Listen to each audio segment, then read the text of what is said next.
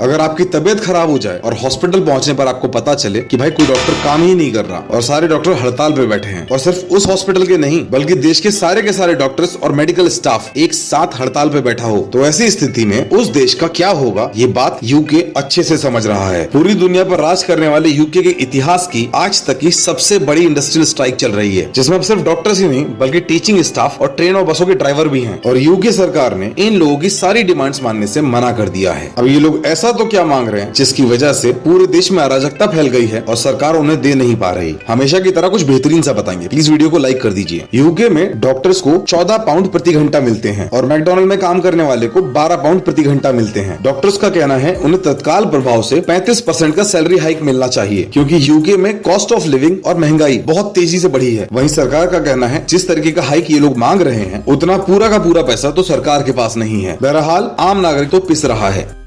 क्या आप जानते हैं कि इंडिया एक 1400 किलोमीटर लंबी वॉल बना रहा है? क्या बात करो शिक्षा भैया, अब हमारे यहाँ पे भी the great wall of China जैसी वॉल होगी क्या? अरे नहीं धनिया, the great wall of China तो ईंट पत्थर और मार्बल की बनी हुई है, क्योंकि इसको चाइना को दुश्मनों से प्रोटेक्ट करने के लिए बनाया गया था। लेकिन हमारे देश में जो 1400 किलोमीटर की वॉल बनेगी वो ईंट पत्थर की होगी ही नहीं। अब इस वॉल को किससे बनाया जाएगा और क्यों बनाया जाएगा बताएंगे आपको इस वीडियो में, इसीलिए हमारे चैनल को फॉलो और सब्सक्राइब कर लीजिए। देखिए, अगर आप इंडिया का मैप देखेंगे तो आपको समझ में आएगा कि राजस्थान की तरफ इंडिया का सबसे बड़ा डिजर्ट है जिसका नाम है थार डिजर्ट। अब जिस तरीके से हम डेवलपमेंट के नाम पर अरावली हिल्स रेंज के पेड़ों को काटे जा रहे हैं और जो ग्लोबल क्लाइमेट चेंज हो रहा है इन दोनों रीजन्स की वजह से थार डिजर्ट अब बढ़ता ही जा रहा है और वह इंडिया में ईस्ट की तरफ मूव कर रहा है। इसके एक्सपेंशन को रोकने के लिए ही पोरबंदर से पानीपत तक बहुत सारे पेड़ों की 1400 किलोमीटर लंबी और 5 किलोमीटर चौड़ी वॉल बनाई जाएगी, जिसे great green wall of India कहा जाएगा। वर्ल्ड वॉर 2 में अमेरिका ने जापान के हिरोशिमा और नागासाकी शहर पर एटॉमिक बॉम्ब्स गिराए थे, जिन्होंने इतनी तबाही मचाई थी कि इसके कुछ दिन बाद ही जापान ने सरेंडर कर दिया था। लेकिन यहाँ पर सोचने वाली बात यह है कि जापान की कैपिटल तो टोक्यो है। अगर टोक्यो को तबाह कर दिया जाता तो वॉर में जापान को हराना और भी आसान होता। इसीलिए आइडियली तो यूएस को टोक्यो पर एटॉमिक बॉम्ब गिराना चाहिए था, लेकिन यूएस ने ऐसा नहीं किया। तो अब सवाल आता है कि जब यूएस टोक्यो पर एटॉमिक बॉम्ब गिरा सकता था फिर भी उसने गिराया क्यों नहीं? बड़ी इंटरेस्टिंग जानकारी देंगे आपको इस वीडियो में, इसीलिए हमारे चैनल को फॉलो और सब्सक्राइब कर लीजिए। एटॉमिक बॉम्ब गिराकर यूएस जापान को ये दिखाना चाहता था कि उसने एक ऐसा बॉम्ब बना लिया है जो कुछ ही सेकंड्स में लाखों लोगों को मार सकता है और एक शहर को तबाह कर सकता है, जिससे कि जापान डर जाए और सरेंडर कर दे। तो अगर यूएस एटॉमिक बॉम्ब्स को टोक्यो पर गिराता तो उसमें जापान के एम्परर की डेथ हो सकती थी, क्योंकि जापान के एम्परर उस टाइम पर टोक्यो में ही रहते थे और उनकी डेथ होने के बाद जापान में ऑफिशियली सरेंडर करने वाला कोई बचता ही नहीं। इसीलिए यूएस ने टोक्यो पर बॉम्ब नहीं गिराया।